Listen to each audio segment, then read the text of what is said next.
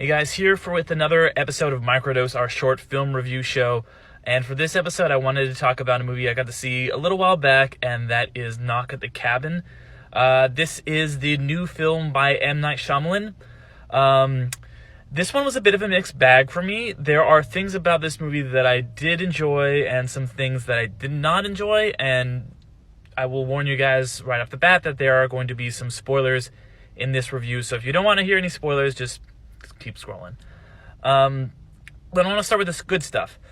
This film has essentially 7 parts in it, and all 7 of the actors in it are pretty much phenomenal. I want to give a particular shout out to Dave Bautista, who plays a very unique, interesting, complex character, and he's able to do that very soft-spoken but intense thing that he does so well in so many films. And then also Johnathan Groff, who I'm becoming more and more of a fan of. Johnathan Groff, of course, people might know from stuff like Spoiler Alert, or of course in Hamilton, where he plays the Mad King George. Well, there's some other good stuff in this. It being a Shyamalan film, there is always a kind of, it's a very twisty, kind of interesting thing, and you're not really sure where it's going at any particular moment. And it does introduce a lot of really interesting concepts and themes to it.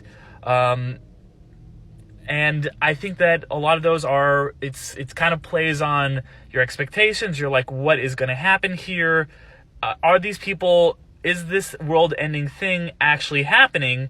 Or is it all a shared psychosis? Or maybe everyone is been connected, all kind of like a lost, because there's hints that this guy who they've encountered before is actually, the one played by Rupert Grint, is kind of has encountered them. So maybe they've all met in the past and it's all destined.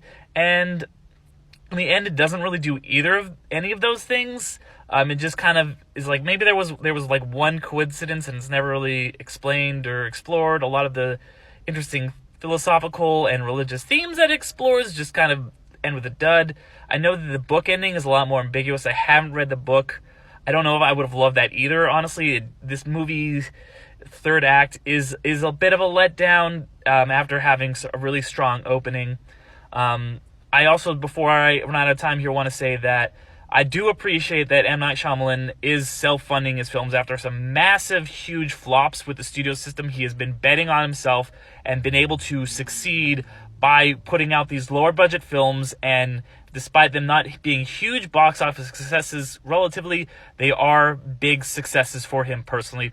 That's the end of the review. Check out more MicroDose in the future from us at Undercast Company. I've been Derick. Have a good one.